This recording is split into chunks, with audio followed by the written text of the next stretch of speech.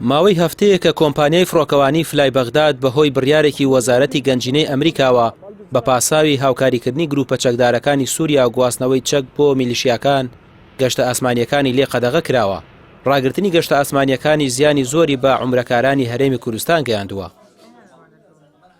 بەڵێ بەپێی ئەمریکای ساڕاگیراوە ئەمە کاریگەریە بێ لەسەر هێڵەکانی کە چکە بێ کۆمپانیەکانی حەج و ئەمریکا پشکی شێریان بەرەکە ئەبێ بگەڕێن بە دوای هێڵی بەدیلە لەوانش فلای بەغداد کە ئەتوانی ئێمە جیابکە لە جیاتی و ئیشکەی فلای ناس هەیە لەگەڵ فلای دووبەیش هەیە.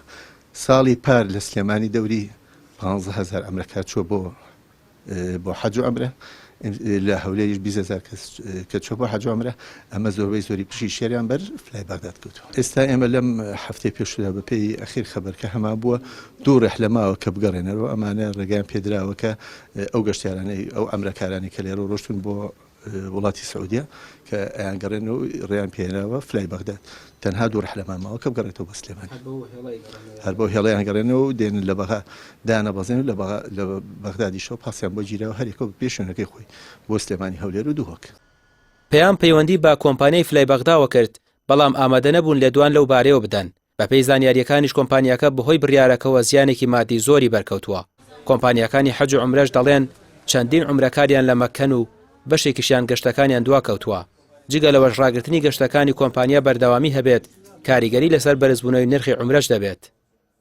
ڕاگررتنی گەشتەکانی فلای بەغدا کاریگەری لەسەر گەشتەکانی عومرەش دروست کردووە کە ئێمە ڕۆژی پێنجشەممە سعاتێک پێشەوەی عومرەکارەکانمان بچنە فڕۆکەخانە و گەشتەکان ئەنجام بدەن ئاگاداریان کردینەوە کە ناتوانن فڕۆکەی فلای بەغداد لە فڕۆکەخانەی سلێمانی بنیشێتەوە ئەو نەفرانە بار بکات و بیانبات بۆ سعودیە.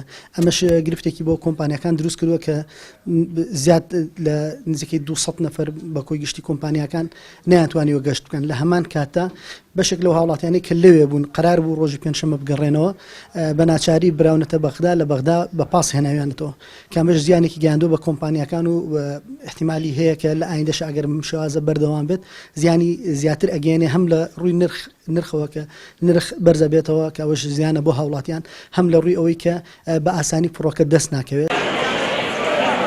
لە ساڵی 2023 سلێمانی 15,000 عومرەکار و لە هەولێر 20,000 عومرەکاری هەبووە کە زۆرینەی بە هێڵی فلای بەغداد ئەنجام درراوە.